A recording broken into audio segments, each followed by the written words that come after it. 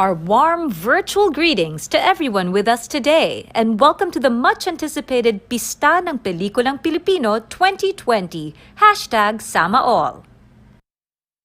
Pista ng Pelikulang Pilipino is the Film Development Council of the Philippines' flagship film festival that has showcased quality Filipino films in all theaters nationwide since its outing in 2017. Now in its fourth year, and as we face a global pandemic, the PPP4 has been launched through online edition with a selection of 170 films. PPP continues its aim to provide a platform where Filipino films can connect to the wider Filipino audience through its nationwide release. Coinciding the online film festival screenings, a series of talkbacks, panel discussions, film lectures, and special events are held in PPP. The talkbacks and panel discussions aim to bring together the people behind the films featured in PPP4 to discuss and get to know more about their process in making these films. Exclusive film lectures on screenwriting, musical scoring, and more will also be conducted that filmmakers, producers, film enthusiasts, and students can take part in.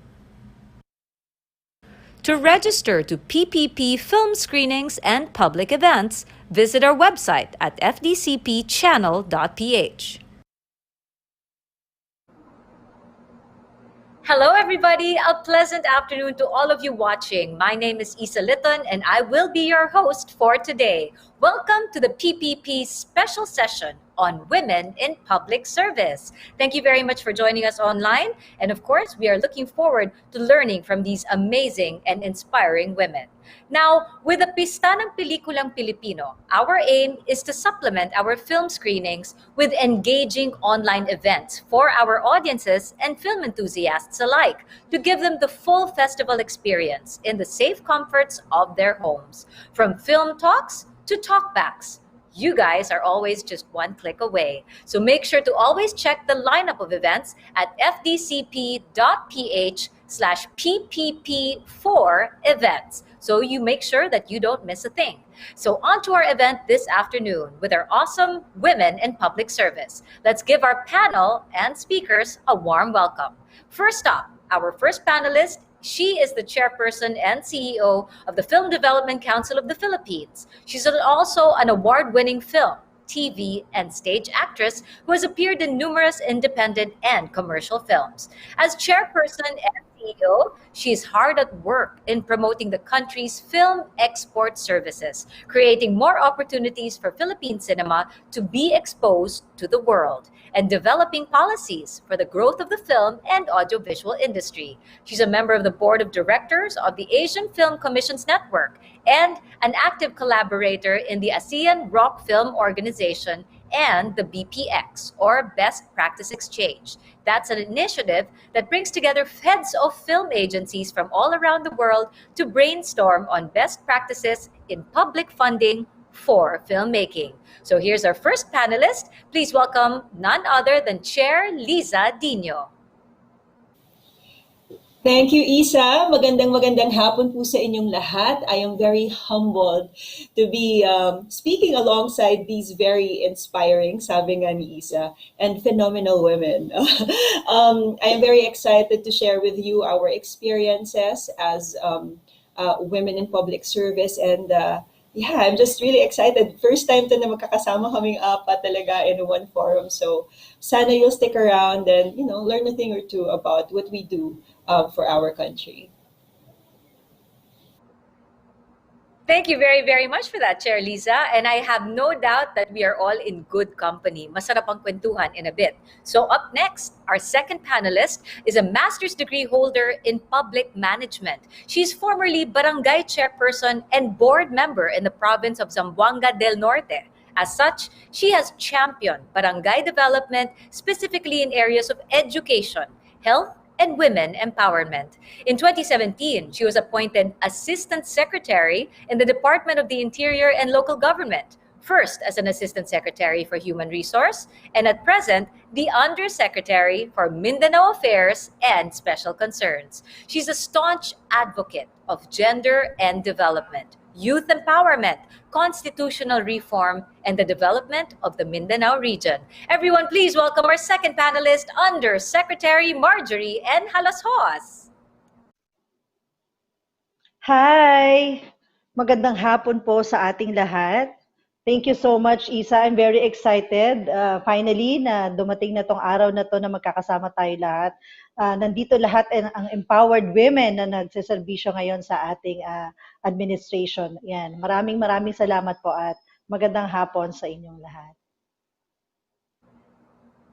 Thank you very much, Yusek Marjorie. Up next, we have one of the top 10 outstanding mayors of the Philippines by the Gawad Filipino Awards. Prior to this, she served as the vice mayor and presiding officer of the 18th to 20th Quezon City Councils from 2010 to 2019. In her 9 years as a public servant, she was awarded with various recognitions from international and local organizations, such as Most Outstanding Vice Mayor by the Gawad Sulo ng Bayan, one of People Asia's Women of Style and Substance, and the Mother's Heart Heritage Award as Outstanding Woman in Local Legislation and Service to Women and Children by the Women's Federation for World Peace, among many other accolades. Through her initiative, the City Council passed many landmark measures, such as the ordinance creating the Quezon City Housing, Community Development, and Resettlement Department, and the Environment and Waste Management Code of Quezon City. It was also during her time as vice mayor when she first launched Q Cinema International Film Festival.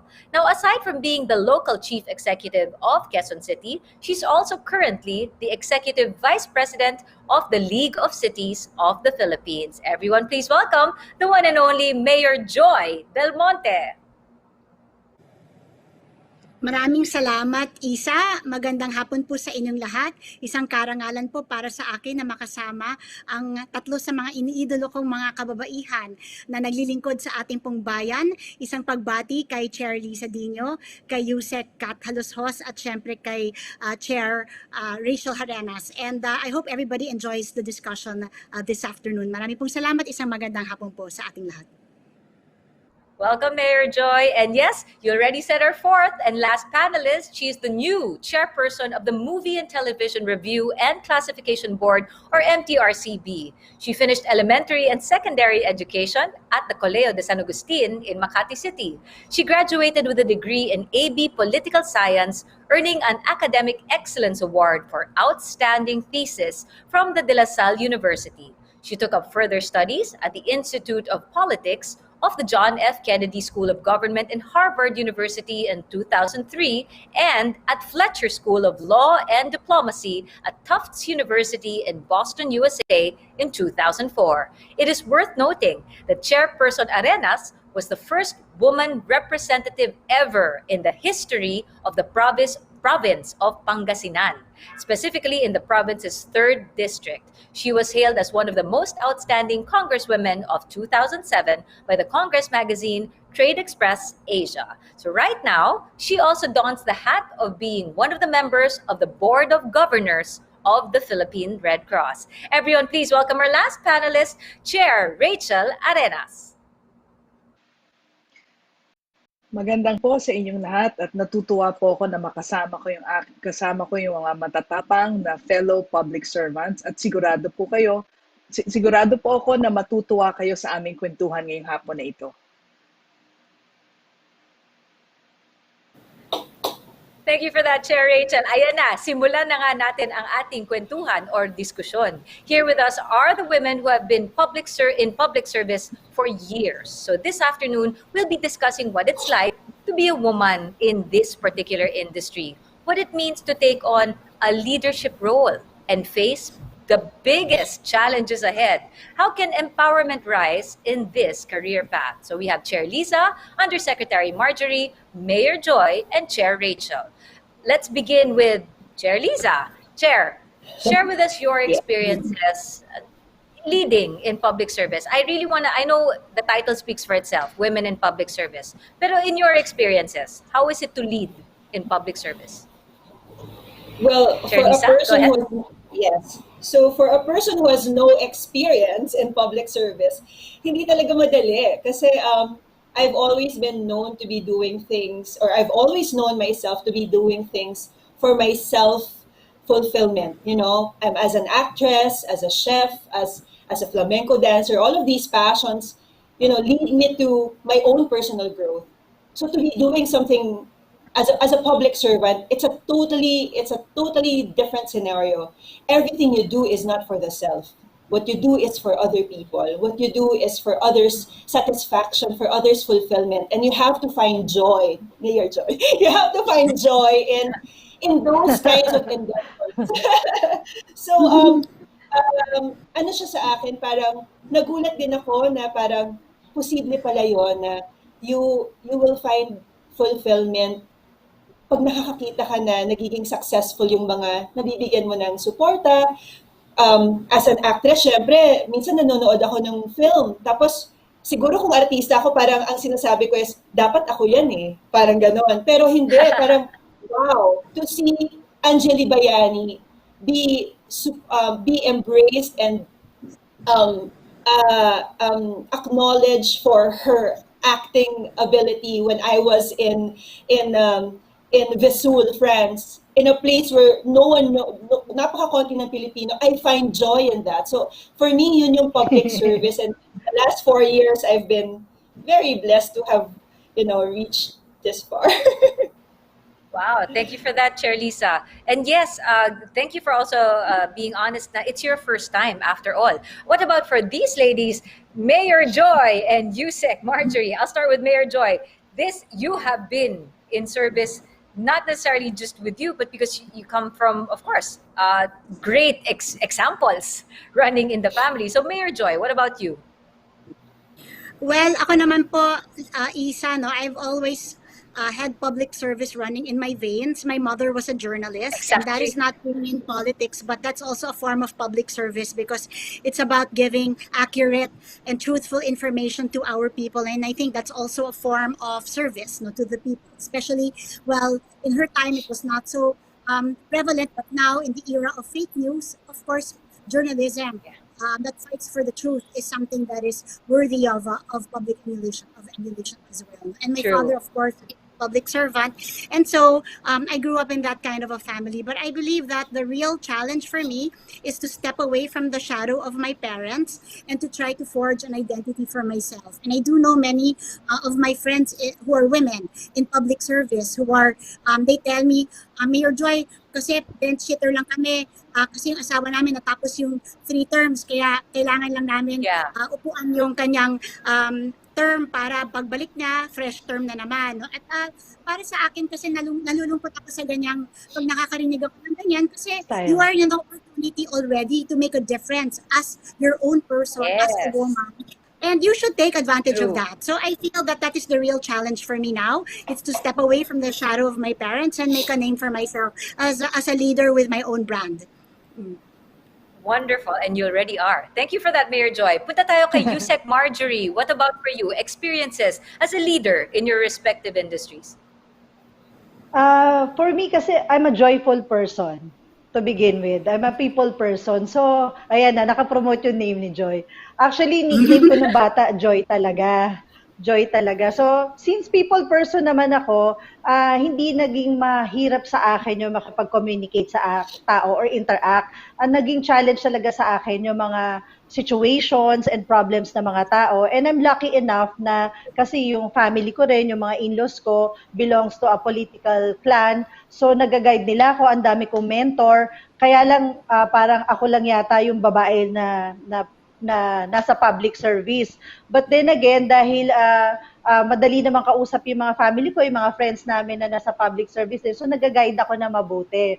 Kahit na nakaka-overwhelm minsan yung mga issues nila, mga problema nila, mga projects na hindi pa nabigay, or yung mga kabataan na hindi nag-aaral, o kaya yung mga nanay na walang trabaho, Or minsan masakit pa pag nakakarinig ako ng mga battered wife or mga battered women na hindi na-address agad yan. Diyan ako medyo nabibigatan kasi when I entered politics, parang bata pa kasi ako noon. I was in my early 30s. So, medyo na-overwhelm ako. But then again, yun nga, dahil sa dami nag-guide sa akin, pati yung mga ibang department din na nagtuturo sa akin. So, nakakaya ko naman. Up to now, kahit na medyo may konting kaalaman na tayo, may little knowledge in public service, hindi pa rin ako nagsasawang magtanong or mag-research or katulad niyan, mga empowered katulad ni Chair Lisa, yung daddy niya kasama ko sa work, si Maring Joy, ayan, pati si Chair Rachel. Nakakatuwa kasi 'di ba na ba't ako matatakot? Kaya din nila so kakayanin ko rin to kasi kailangan tayo ng mga taong nakapaligid sa atin. So na-enjoy ko siya, in short. I love how you're saying talaga na when you ask for help, it's there. That's also good. That's a great quality to know. Yes. Na even with leaders, it's always nice to be guided, to ask for something so that you can make informed Yes. choices and decisions. Yes. Diba? Chair Rachel, how about you? I love the different backgrounds that I'm hearing. What about Chair Rachel? Actually, I grew up with my grandmother and my mother doing social work. And na-expose din ako dun sa mga trabaho nila. And parang public servants na rin sila, no? So, but iba pala pag ikaw. When I started my career in public service in 2005, no, I campaigned actually 2 years before the election because our district is very big. It's the biggest in the entire province of Pangasinan. And gaya nga kanina nung sinabi ni Joy, nung nag-iikot ako nung una, sinasabi nila, anak ni ganito yan, anak ni ganyan yan. Lumipas yung mga panahon after I gave them a different kind of public, ibang klaseng serbisyo wherein we empower the people and I saw to it that lagi nila ako nakikita, natatawagan nila ako sa telepono, I give my phone number, hanggang madaling araw, they call me. They saw a different kind of public service. So ngayon, natatawa ako dahil pag yung mother ko naman ang umiikot, kasi siya na ngayon ng congresswoman, sinasabi ng mga tao, kayo pala yung mother ni Congresswoman Rachel. So nung una, nag-evolve na sa ganon. So nag-evolve na natutukot because I was up against 3 male opponents. And hindi nararamdaman ko na minamaliit nila ako dahil ako isang babae. And I remember being interviewed one time in the radio and sabi nila na, ano bang ipagmamalaki mo? Ano bang kinaibahan mo? Paano mo matatalo tong tatlong mga lalaking, yung isa incumbent, yung isa anak na incumbent? Sabi ko, because I'm a woman. And that makes all the difference. So, with God's grace, and I think my fellow public servants know that, na nakaguhit naman sa tadhana natin yung ating position, na nanalo din ako noong 2007. So, but it was really hard. Up to today, nararamdaman ko that I have to prove myself, kahit sa trabaho ko ngayon, na worthy ako sa aking posisyon. Kaya kanina nung pagbati ko na natutuwa ko na makasama ko mga matatapang na mga kababaihan na empowered na public servants kasi kailangan talagang maging matapang ka pag nandito ka sa ganitong trabaho. Wow. Actually, to my two chairs, Yusek and Mayor, I actually didn't ask the question that was stated in my script. My script is asking, what's your experience like as a woman leader? I particularly took out the word woman. I wanted to just ask you, what are your experiences like as leaders in your respective industries? But here's one thing that came out, yung pagkababae and how you embraced it. And how I love na, since we ended with Chair Rachel, actually putting it out there already, that there were challenges. Now it's time to ask you these challenges. Kasi kahit papano, kung ordinary citizen nga po ng Pilipinas, maraming nakukuhang challenge dahil babae, be it kaklase ka lang, 'di ba, sa mga games. Think that level. Ano pa kaya pag nasa posisyon nyo nga po na you are leaders, public servant leaders. So now I'm gonna go there. What are your challenges? What does your gender give you? Obstacles in public service because of simply being a woman? How did you deal with them? Shall I start this time with Yusek Marjorie? Because Yusek Marjorie, you're saying, I had guidance. I had my family members. Diba? So Yusek Marjorie, how about you? obstacles and challenges that you personally faced? And of course, you're such a joyful person pa man din. Yeah, lagi kong tinatawanan lahat yan. Bago ako magsimula sa araw ko, talaga nagdadasal ako, no Lord, guide me. Kasi different types of people, different kinds of character ang makakasalamuha mo every day. So lahat yan may daladalang problema sa'yo. Ang pinaka-challenge talaga sa akin yung tipong, kunyari, mabigat na yung problema ng isang pamilya na kailangan sagutin ko right there and there. May namatay o kailangan ko dalhin sa ospital, taga-Bukid po kami, taga 3rd District of Zamboanga del Norte po ako. So it's very hard for me na i-travel to. Tapos, kailangan ko pa siyang buhayin. Parang ganun. So they expect so much from me na, halusos yan. Kaya niyang gawin lahat. Parang ganun. Pero I'm not a doctor. Di ba? I can only do so much. But then I will do my best para maibigay lahat ng tulong para sa kanila. Kaya siguro kailangan lang being a woman, yun yung comparison natin sa mga kalalakihan mas more on tayo managerial type, 'di ba? Mas magaling tayo mag-manage. So sa bagay na yan, bago ko maibigay yung tulong, ina-expect ko na lahat kung ano yung mga pwede nilang problema. Inaaral ko na lahat kung anong situation ng paligid namin, kung ano yung mga kakulangan. Para ako, the more na na-challenge ako, the more ko siyang ginagawa na eto kaya ko to ibigay sa inyo. Ganun. More of yung mga problema talaga nila yung nagiging challenge sa akin. Would it be because nga babae kayo, Yusek Marjorie? Kasi syempre, in a basic family setup, ang pinupuntahan ng problema, ang nanay. Ang nanay, so, yes. Do you think, di ba, ang nanay, na nurturing daw ang babae? Oo, may ganung general conception how they perceive you. Exactly, na malalapitan ko tong si Yusek. Hingi tayo ng ganyan, di ba? May general conception ng Pilipinas. Yeah, oo. May general conception kasi sa Pilipinas, maybe in other countries also, na pag babae, nanay yan, dyan lang siya kasi nanay lang. Pero of course not. Marami tayong kayang gawin na nagagawa rin naman ng mga kalalakihan. Which is yun nga, lahat ng issues. In fact, tama ka, Miss Isa. Pag may problema ang mga kababayan natin, ang unang pupuntahan talaga pag nakakita ng babae sa opisina yan, babae yan, kahit hindi siya si governor, kahit hindi siya si mayor. Pero pag may babae dyan, kahit chief of staff, doon muna ako kasi alam ko maiintindihan niya. Kung ganun tayo ka-powerful, di ba? Yes. Yeah. That's an Can anyone advantage, else relate to that? Yan. Go ahead, Lisa. Chair Lisa. How about you? Like, especially that particular problem, yung linalapitan kayo ng lahat ng problema na aminin na natin, sometimes hindi nga related sa inyo di ba? Pero kayo yung pinupuntahan. Chair Lisa, your thoughts? I actually see this as an opportunity to reach out because in the industry where I belong, sanay sila na walang gobyerno. Kumikilos ang industriya ng hindi nila kailangan ng suporta ng gobyerno at walang naihatid. Then unfortunately, na talagang concrete na funding or support ng government for the longest time. So I took it as an opportunity for me to be able to show them na kung tingin man nila sa akin nanay, tingin man nila sa akin ate or malalapitan, I used it for my advantage because that's what I wanted. Yes. I wanted to be closer. I wanted a personal connection. I want to understand on ground what's happening and to be able to come up with programs and initiatives that could actually create impact. I was listening kanina dun sa challenges, and alam mo, I never realized the challenges until I'm confronted by it. Kasi parang sa akin, I always use my being a woman as an advantage. Like the charm, yung kaya natin maglambing, kailangan natin, mga ganyan. Pero when a situation confronts you where you're being looked at from head to foot, and what are you doing here? Sino ka? Among, this whole line of men who they normally parang to associate dun sa posisyon na hinahawakan mo. That's when it becomes tougher.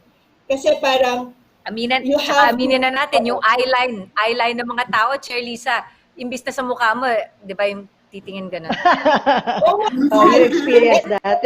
Alam nyong totoo na, lalo na ang ganda ng mga outfit ninyo, di ba? Back to you, Chair Lisa. Yes. Yeah, objectification. Ko yan. Yes, I remember it was my very first event. So, alam niyo naman dito sa FDCP, part ng kahit sa ang government agency yung nag-a-attend ka ng mga events. So, for my case, I was attending embassy festivals, foreign embassies. So, imagine ambassadors, they meet me for the first time. They've been so used to, looking at people wearing suits, tapos sila yung nagbibigay ng speech. And here I was, akala nila artista ko o kaya assistant o kaya staff. Artista ka nga. I was about to say that too. Yusek Marjorie, tama ka naman. Oo. Yeah, artista siya eh. Nasa starstruck sila sa ganda mo. Kumbaga parang different type of woman, 'di ba? So yun, it was quite challenging, pero later on, parang I used that again as my advantage to for me to have a personal relationship with these ambassadors, which now I have. Yes, there you go. Na at first nga objectifying. Yes, if not necessarily dahil sexy ka or artista ka, kahit yung pananamit ba? Kasi syempre pag lalaki suit lang yan barong lang. Tayo raps, Filipiniana, 'di ba? I mean kahit hindi bongga, it's fashion. It's, 'di ba yung mga ganun ba? The fact is we offer more variety sa pagbibihis. So thank you for that, Chair Lisa. But yes, I'm sure all four of you can relate na inobjectify kayo at one point or another. Kasi nga, tingin pa lang, iba na, di ba? But now, I'm gonna go to something special with Mayor Joy and Chair Rachel.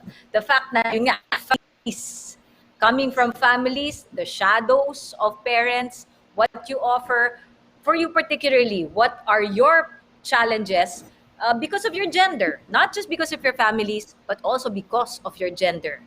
Mayor Joy, hindi ba na sana lalaki na lang anak ni Mayor? Wala kang nakuhang ganun ever? Actually, siguro kakaiba lang talaga yung pamilya ko, no? Kasi meron akong tatlong kapatid na lalaki. Pero yung tatlong kapatid na lalaki, nagmana po sa nanay ko. Sila po ay mga periodista.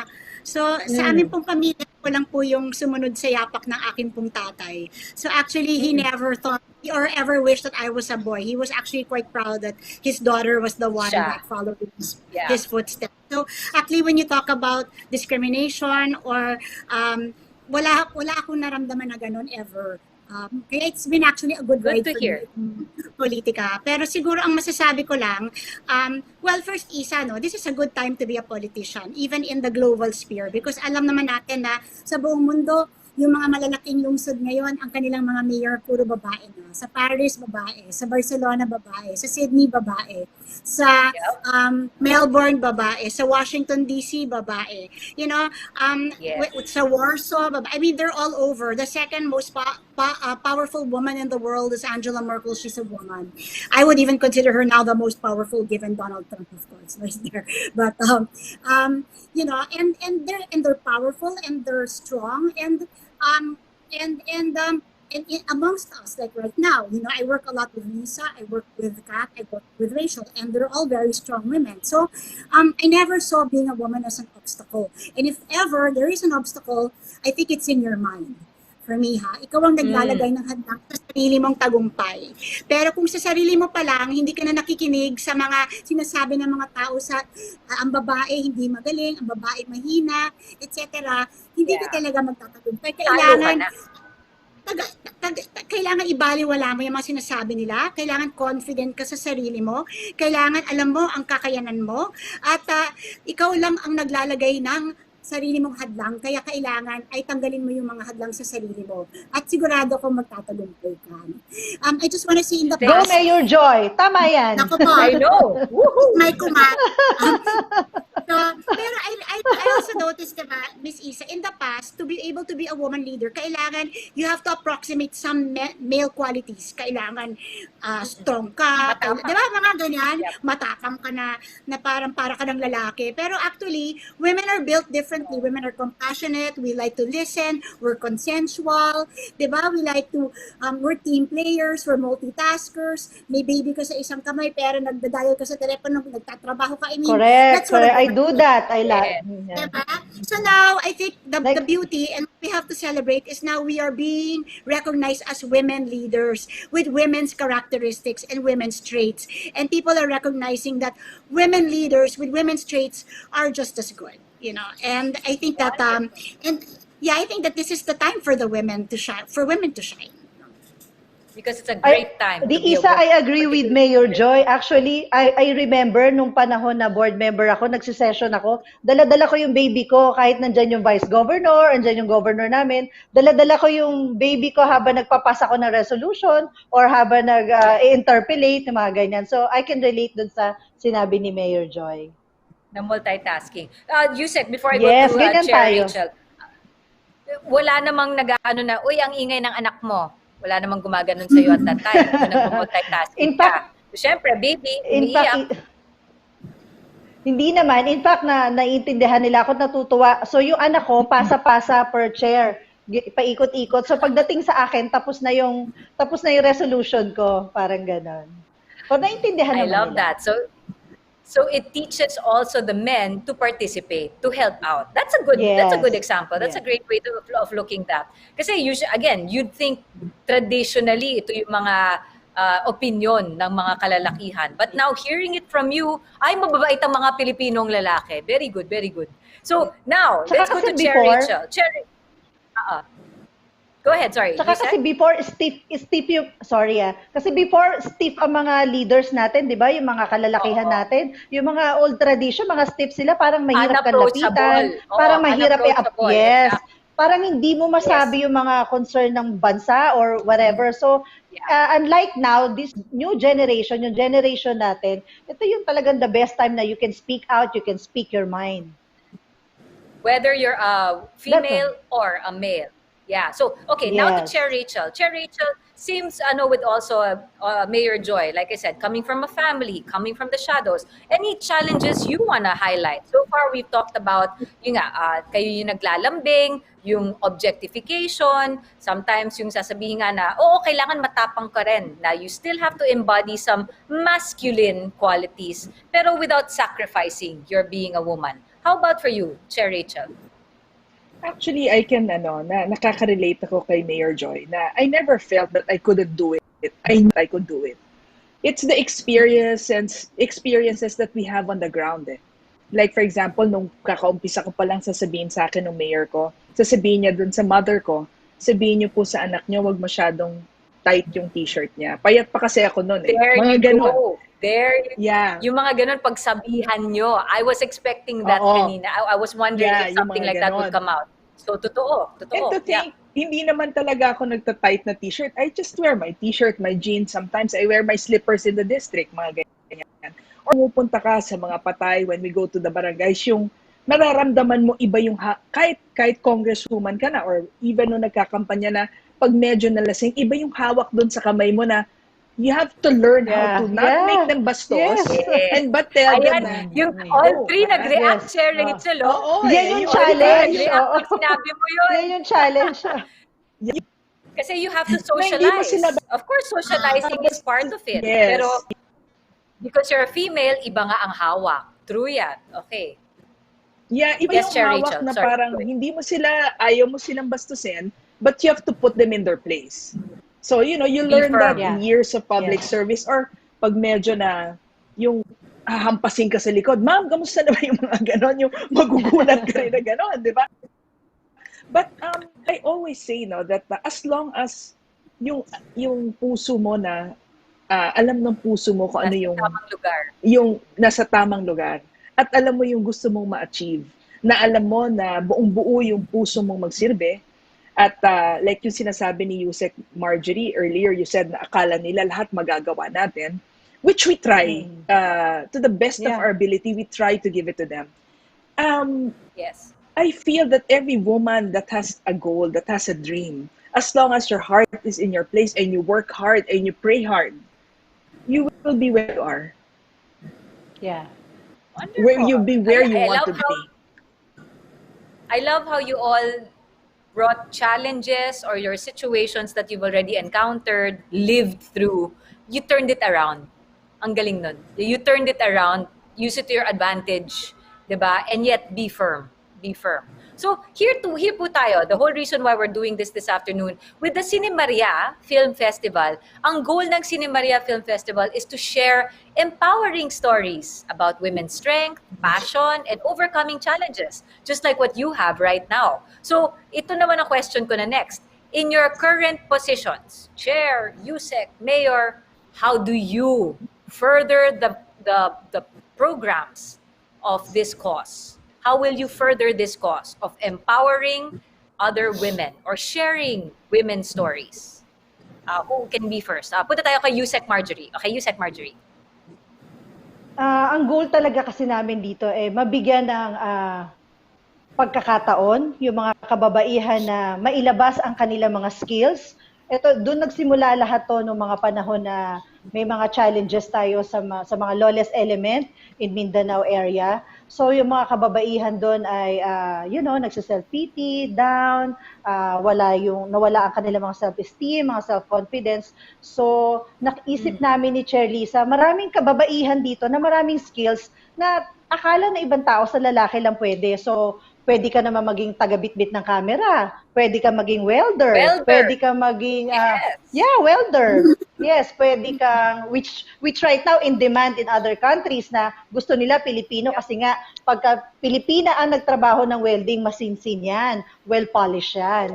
So in this case naman sa Cine Maria, gusto namin mabigyan, pulido. In this case naman sa Cine Maria, gusto namin mabigyan ng chance yung mga kababaihan na aspiring to become a filmmaker. Doon namin nakikita to na sige, ibigay natin yung pagkakataon sa kanila. Mag-joint venture tayo, Mayor, para naman maibaba natin to sa LGU. Mag-joint venture tayo, Chair Lisa, with the support also ni Chair Rachel, para naman mabigyan sila ng pagkakataon makilala. Ganun namin to tinitingnan. And we want to promote this kahit na siguro bumaba na kami sa pwesto, si Chair Lisa nandiyan pa rin and she can also continue this.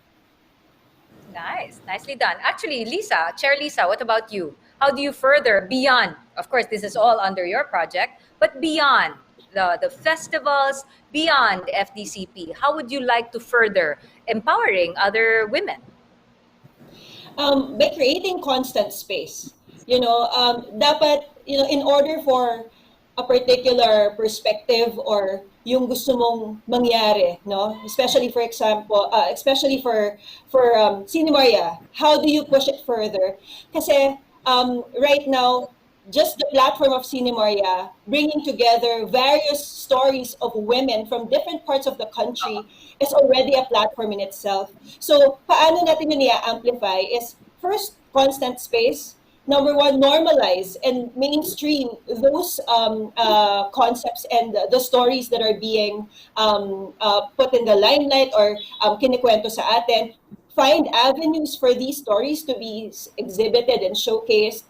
Kaya nga nandito ang lahat, no, para makapunta siya sa LGU, ma-amplify siya not just here in the Philippines but sa ibang mundo. And on ground, kailangan din siyang ma-regionalize. Kailangan ma-localize yung pagbibigay ng platforms sa mga story na to. Kasi hindi siya pwedeng one-off lang eh. Hindi natin mapagpapatuloy yung gusto nating sabihin or hindi natin iparirinig yung boses na gusto nilang, yung kanilang mga boses kung isang beses lang siya. So kailangan ng continuity, kailangan ng mas marami pang programs na susuporta at magbibigay ng next step para dito sa mga filmmakers na to at para sa mga stories nila. Cheers. That's so true, Chair Lisa. Because yun nga, before, kung sasabihin mo, let's talk about women, let's talk about life at home, there's always, lalo na kung producer, sino ba manunood niyan? Sino magbabayad para panoorin yan? Diba? But now, yes, there's platforms, there are venues, there are festivals to showcase, yes, people want stories like this. So thank you to Cine Maria for being a venue at merong for that. babaeng filmmakers. Actually, beyond babaeng filmmakers, there are even men filmmakers who want to tell women stories. Because women's stories are pangkabol. That's another thing, diba? May bibili niyan, may manunood niyan.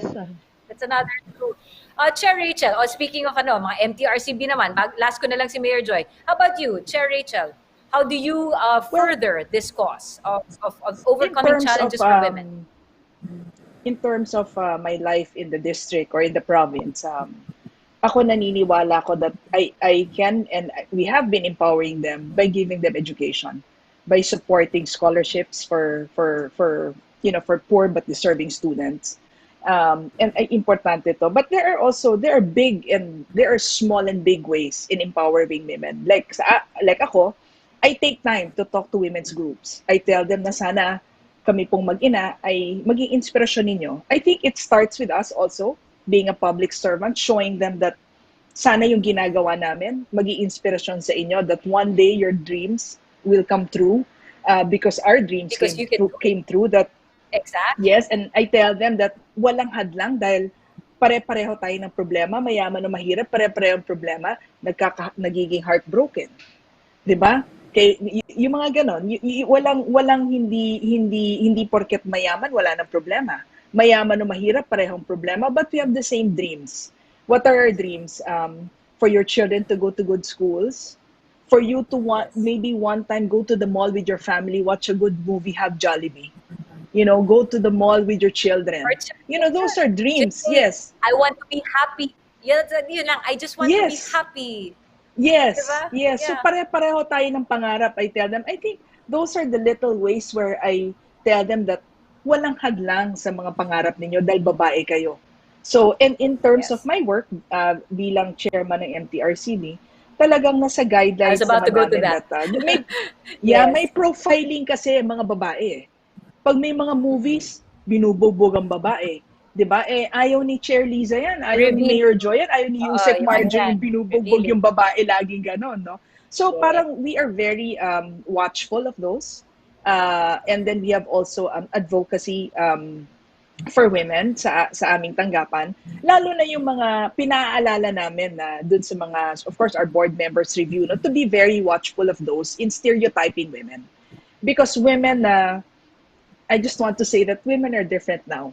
Like Mayor Joy said iba na, earlier, yeah. in the most countries around the world, and even here in the Philippines, even in Congress, the percentage of women leaders are becoming bigger, and because of their work, more women are encouraged to lead in their own big or small way, no.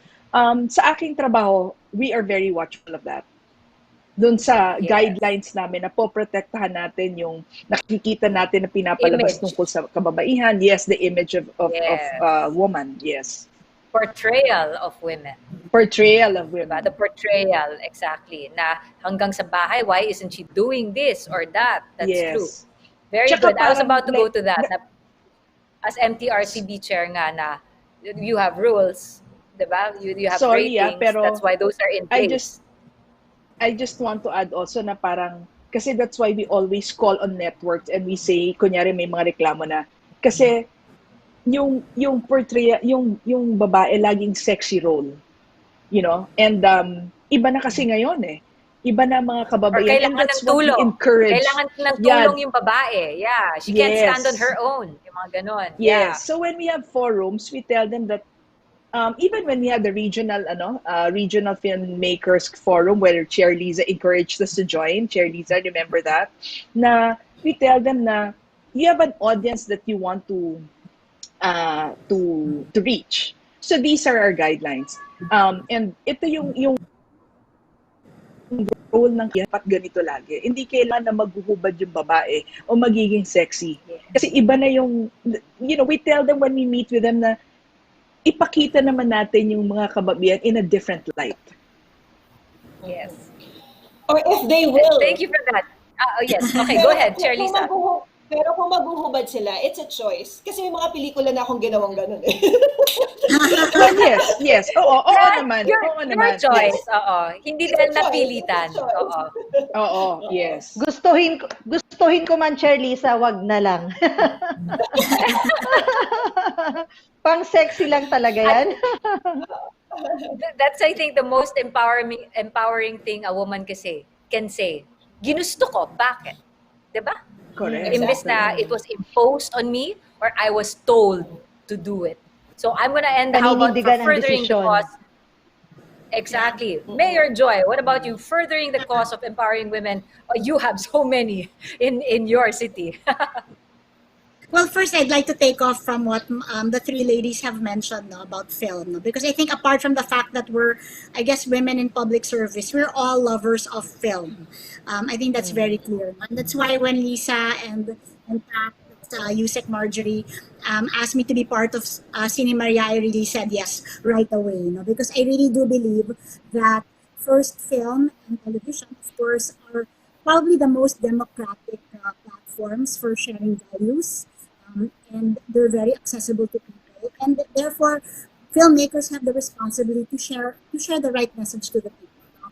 And that's why even before I entered politics, when my father was the mayor of Quezon City, I actually convinced him to have an award called the most gender sensitive award for the Metro Manila Film Festival. He doesn't know, understand what that means, by the way.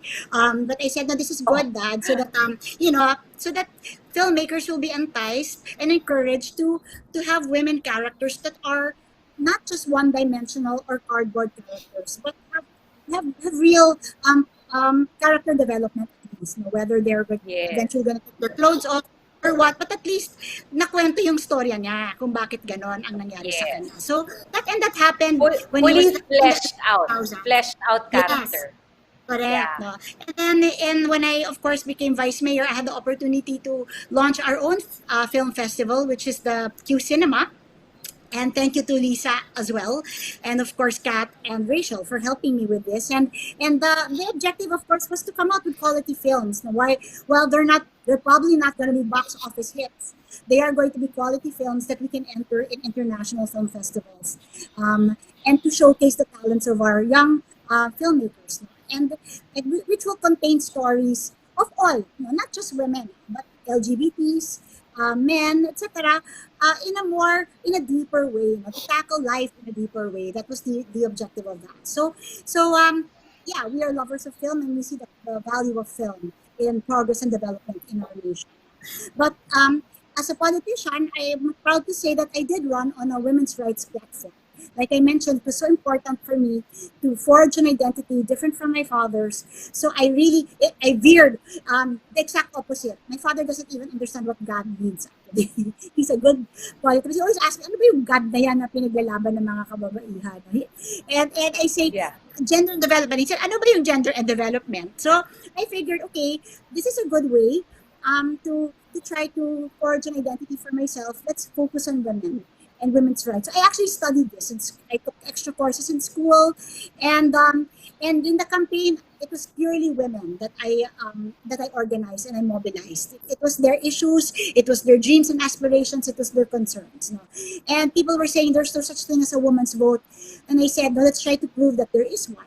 That there are women Yes. who will vote for a woman because this woman stands for what they hope and dream for their families and for themselves. And I proved myself correct. No? So I guess in fulfillment of my promise to the women of the city that I serve, much of my funds now goes towards programs for women and for children and for the LGBT sector.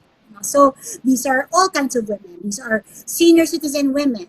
These are teenage mothers. These are solo parents. These are battered women, and we try to have programs for all of them. And until such time that my program or my advocacy has evolved towards a slogan which I now always use, and it's called Kasama Ka sa Pag-unlad. And it means inclusive growth.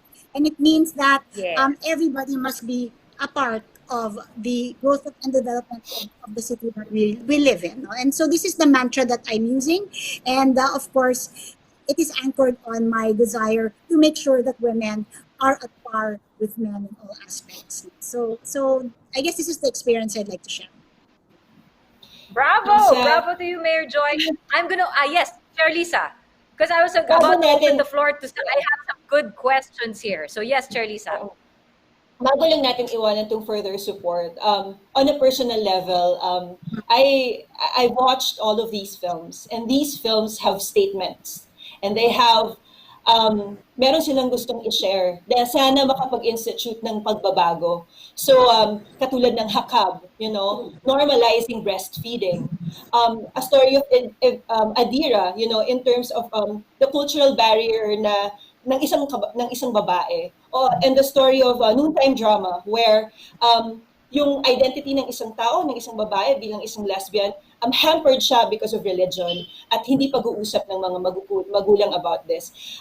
I think sa personal stories ng mga filmmakers na to, kailangan nating meron tayong responsibility at yun ang advantage namin as women in public service para mas pag-usapan to, ma-institutionalize, magkaroon ng diskurso, at magkaroon tayo ng next step. Ano yung gusto nilang sabihin at paano tayo makakatulong para masagot natin or makapag-impact tayo ng change, makapag-cause tayo ng pagbabago dito sa mga gusto nilang i-share na mga narratives nila about their personal struggles as women. Wonderful. Again, Chair Lisa, it's not just a matter of, yay, napanood ko na, tapos. No, it furthers the discussion beyond the film. Diba? It's a seed planted here para mabago nga natin how it's being done. You want change, you want acceptance, you want an improvement of the quality of life. So now I want to ask the questions from our audiences. It's safe to say that our speakers today constantly find themselves in a room full of men leaders. How do you ensure na your voices and our ideas are heard? Plus, that you stand up for your beliefs. Naku po, hindi mo pa ba narinig yung apat na magagaling kong public leaders? Public service leaders? Sige, anyone wants to take this? Who wants to take this? How do you ensure your voices and ideas are heard?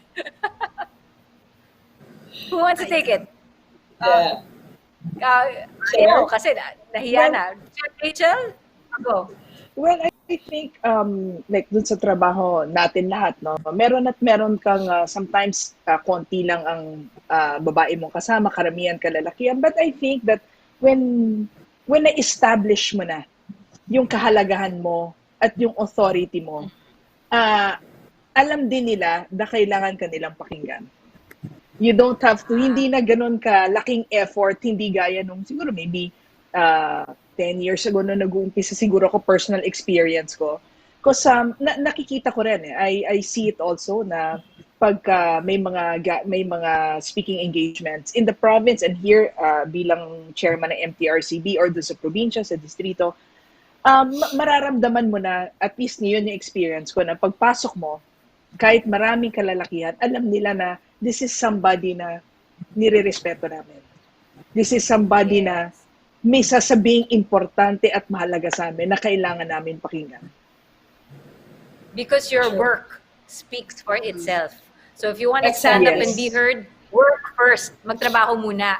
Kasi again, I just want to dispel the thought, hindi porket babae, ay, pakinggan nyo naman ako, may sasabihin din ako. I mean, speaking of film, it's how you handle yourself. It's how you represent yourself. Exactly. Yeah. Yes. Don't be, I grew up with movies na, bungangera ang babae. Right?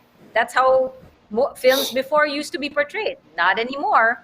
Put in the work. And a woman's job and a woman's worth will speak for itself without having to raise her voice. So wonderfully put. Thank you for that, Chair Rachel. Here's another question from the audience. What about working in your respective industries have made you stay in your long careers? Maybe this is from Mayor Joy, Yusek Marjorie this time. Mayor Joy, what about working in your industry made you stay during this long career?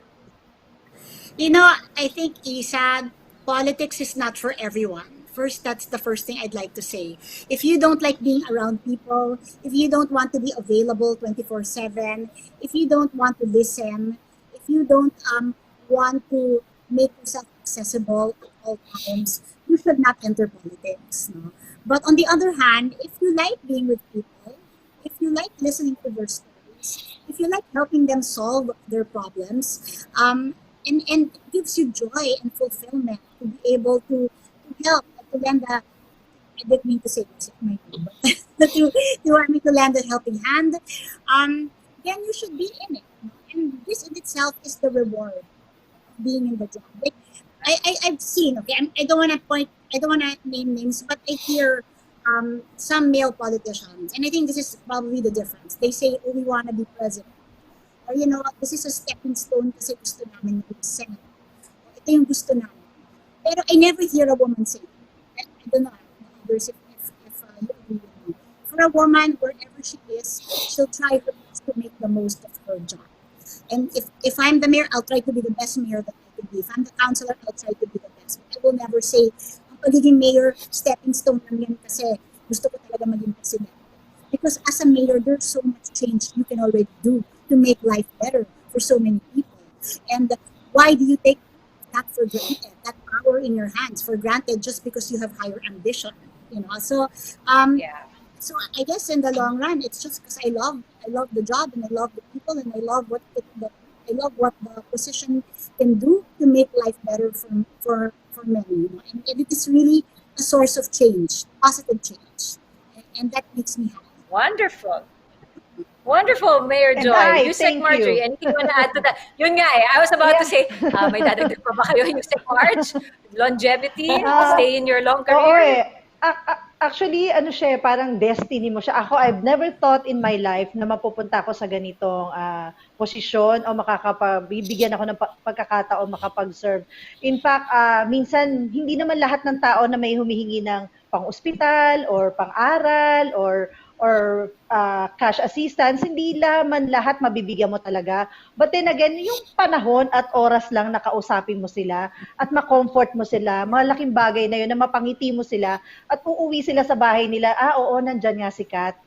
They used to call me Kat. At least nakinig siya. At least gagawa siya ng paraan or maire-refer niya kami sa ibang ahensya na para makakatulong sa amin na hindi ko man maibigay yung full amount na hinihingi nila, but at least I can point them into other agency The na right maaari direction. makatulong sa kanila. Yes, the right direction. Yun lang naman yung give importance to other people kasi hinalal ka nila binigyan ka nila ng tiwala dahil kaya mo. So yun lang, give more importance to other people also. Wonderful. I want to actually end with this one. There was one question here that says, how do you think your industries have evolved? But again, Mayor Joy already said it. This is a place and time that is good to women already. And read the news, di ba? Parang you see why women are now leaders, why women are where they are now. So I actually want to end with this one last question. What particular stereotype about women leaders do you personally want to break or enlighten the public on? I like this question. So I want to end this discussion with that. What particular stereotype about women leaders do you want to break or enlighten the public about? Who wants to go first? No pressure. Raise your hands because of course you need to think about this. Diba? Anong stereotype? Pwede ba Sabi assignment ko na na lang kanina, yan? hindi naman, it's like Marjorie. So, yun nga. Nasabi na natin kanina, there's bumangera, there's the mother figure, kayo yung lapitan. What do you want to either break or enlighten the public on? Chair Lisa, you want to start this one? Yeah, because you're the one who took on many roles I was about to say, go Chair Lisa. Sige. Creatively. Yung stereotype na ang babae mahina and I won't have enough guts to stand up for this industry. Kasi hindi ka marunong makipagdebate, you're not firm, hindi mo kakayanin yung mga kakalabanin mo. Malambot ang babae. Yan, yung malambot ang babae. Malambot ang pusong mamon, yung mga ganun ba? And I've experienced that. Maraming nagsasabi sa akin na masyado akong mabait. Yung way ko of how I am handling and how I'm managing this agency is not the typical na parang, okay, with a firm hand. Okay, I'm gonna call out people na, as I please.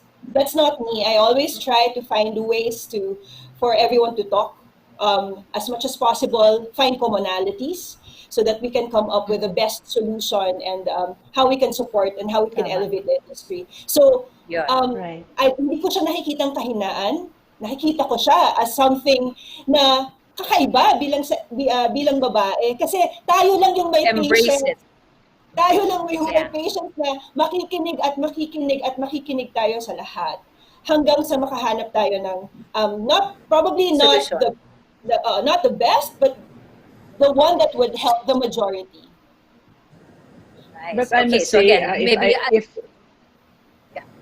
Go ahead, Chair if I Lisa. must say, Isa, I just want to say that Chair Lisa stood naman talaga for the industry. She defended the industry. Maraming pinagdaanan yan. Alam na natin yon. Baka hanggang bukas tayo dito kapag sinabi natin yan. Pero talagang she stood proud and tall. I mean, Iiyak for na the yan. industry that Iyakin pa naman yan. she Stood their defended. So, ground. and I also know that Stood her nako. the ground. fellow, Stood her Iyakin ground. yan. fellow women leaders here, like Yusekat and of course Mayor Joy. I mean, sinusundan ko naman lahat ng mga career ninyo na marami tayo lahat pinagdaanan. Pero like I Yes. said kanina, pag umpisa na pala ng aking pagbati sa ating mga nanonood, I'm proud na makasama ko itong matatatag at matatapang na kababaihan sa public service. Marami silang sinistereotype sa kababaihan na mahina, sumpungin. So, Di ba minsan sinasabi, ay monthly at Masungit. emotional. masungit. Yeah. Emotional. Ah. Yes, but it's not really, it's I think for me an excuse of people who come to us don't get what they want. It's an excuse. It's not because of us, but it's not really because of us. Yun lang naman yung akin. Marami pa akong gusto sabihin pero kulang yung time natin. Napakagaling ng ating host. Yeah. Kaya dapat meron Yeah, susunod. she's really great. Yeah. Thank you po. Thank you po. But sige, Chair Lee, Idagdag ko lang, Isa.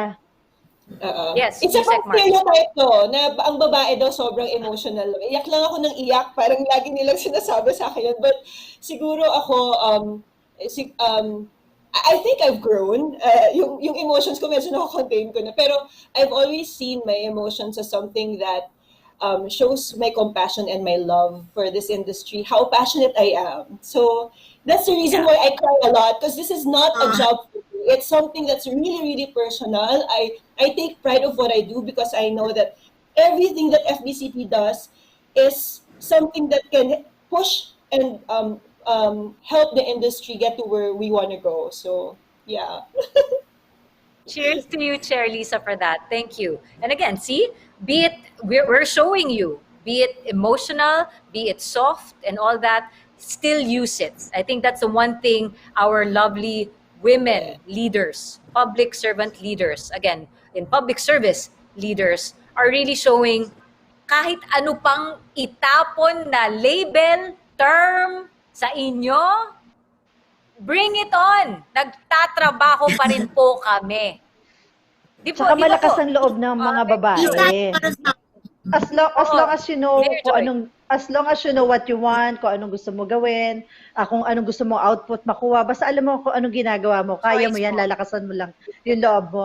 In fact, in my own experience, sa DILG, puro generals ang katrabaho ko, puro mga higher official, andyan yung mga matataas na gobernador na lalaki, yung president, yung mga secretaries na puro lalaki na puro general. Minsan darating sa meeting, mga naka-uniform, nakabarong ako, pa-tweetams pa na clothes Skirt. or dress, Naka-skirt. skirt. Pero darating ako doon, yes, pero darating ako doon na firm, charming, para pakinggan nila ako. And, di ba, my voice should be heard. Pero at least, nabibigyan ako ng pagkakataon naman na mapakinggan kasi I wouldn't be here kung hindi naman nila tayo kailangan. Right? There you go. Wonderful, Yusek March. And yes, Mayor Joy, you were wanting to say something too. Yeah. No, you asked that question about what stereotype did I want to or Yes, do we yes, want please. to do away with? And I remember. I think there's still a double standard kahit papaano. Because I recall na kapag lalaki na ambisyoso, ganyan, people will say, he's so promising and ambitious. Parang in such a positive way. Pero pag babae, matatayog ang mga pangarap, sasabihin nila, she's so manipulative and cunning and wily. Yeah, manipulative. Yeah. Diba? Na Yung parang Insecure lang versus sila. bossy. Pag babae. Yeah, that's true, Mayor Joy. I think that's something sana. And women are guilty of the same thing, ha? We tend to judge other women also in that way. And I hope, I pray that somehow dissolves in the future because it's very counterproductive for women's rights and for women's empowerment. True. Yes, please. Empowered women, empower women. Wag na, si ganyan, si ganyan. Or maybe that's another stereotype, yung mga women chismosa, dragging each other down. Wala na. It's a sisterhood po. 'Di ba? Let's make it a sisterhood who uplift and help each other. Sure, we all have different opinions, different ways of doing things. Pero kaya nga collaborative. 'Di ba? Hindi competition.